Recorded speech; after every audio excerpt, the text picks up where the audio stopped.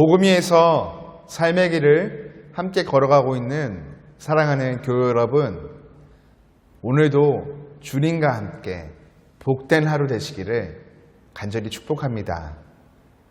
오늘 본문은 함께 교회를 이루고 있는 어느 지체가 육체를 따라 살다 죄를 범하고 넘어졌을 때 다른 지체들이 어떻게 그를 대해야 하는가, 그를 보면서 그들 안에 가져야 될 마음 자세는 무엇인가에 대해서 다룹니다. 이는 갈라디아 교회 성도들의 이야기일 뿐만 아니라 오늘 이 땅에 속한 모든 교회들, 특별히 교회를 섬기는 저와 같은 리더들을 향한 주님의 권면이기도 합니다. 우리가 믿음을 가지게 된다는 것은 영적인 공동체인 교회의 일원이 된다는 뜻을 담고 있습니다. 우리는 예수님을 믿고 난 뒤 하나님의 가족 혹은 하나님의 백성이 됩니다. 믿음은 근본적으로 하나님과 인격적인 관계를 맺음으로 시작되지만 다른 지체와의 관계를 결코 무시하지는 않습니다. 교회의 지체들에게 가장 필요한 것 중에 하나가 공동체 의식을 가지고 함께 교회를 세워나가는 일이죠. 이런 공동체 의식을 잃어버리는 교회는 문제가 발생하면 언제나 심한 갈등과 분열을 겪게 됩니다. 왜 그럴까요? 마귀는 분열의 영이지만 성령은 하나 되게 하시는 영이기 때문입니다. 성령으로 살지 않으면 그 누구도 공동체 의식을 가지고 책임 있는 지체의 사명을 감당할 수가 없습니다. 공동체를 건강하게 세우는 것은 우리 모두에게 주어진 책임이죠. 어떻게 지속적으로 공동체를 건강하게 세워나갈 수가 있을까요? 1절의 말씀과 같이 연약한 형제와 자매들을 회복시킴에 가장 먼저 우리 자신도 연약해서 언제든지 넘어질 수 있다는 사실을 인정하고 두려워해야 합니다. 넘어진 형제와 자매만이 아닌 우리 자신도 연약하다라는 연약함의 공감이 필요한 것이죠. 그래야 서로를 세워줄 수 있게 됩니다. 저와 같은 리더들이 자주 착각에 빠지는 것이 있는데요.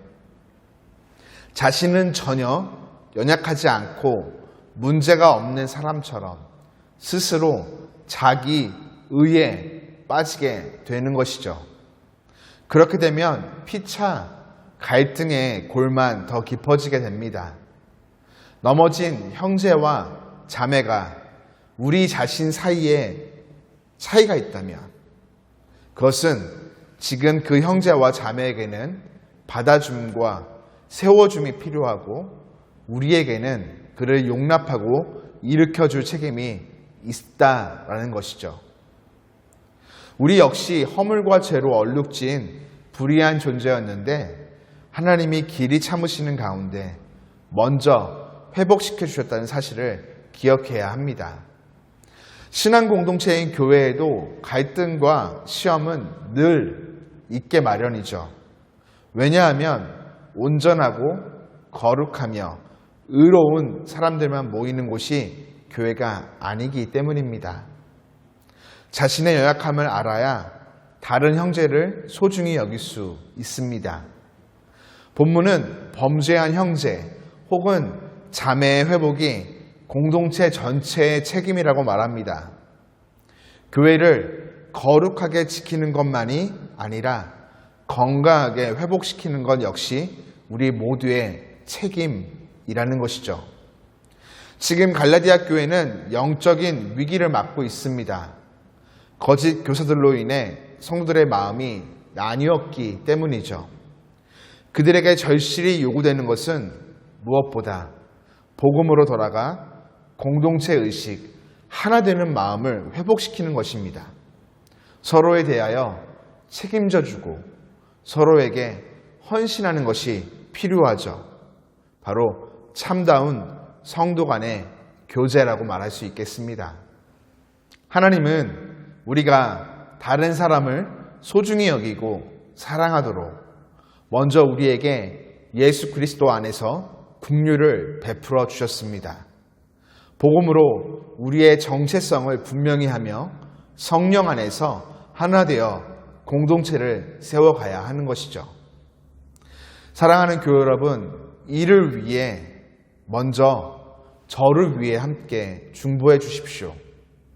교회를 이끌어가는 리더로서 먼저 교우들을 더 사랑으로 품고 감싸며 있는 모습 그대로 인정하며 용납해주는 사역자, 성령 충만하여 거룩함 안에서 하나됨을 이루어가는 사역자 될 수 있도록 교회를 향한 하나님 아버지의 마음이 제 안에 더욱 채워질 수 있도록 함께 중보해 주십시오.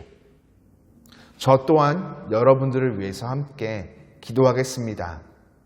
오늘 하루 저도 여러분 한 분 한 분을 위해, 여러분들도 저를 위해 함께 서로 중보하며 아름답고 건강한 길 위의 교회를 이루어가기를 주님 안에서 소망하며 축복합니다.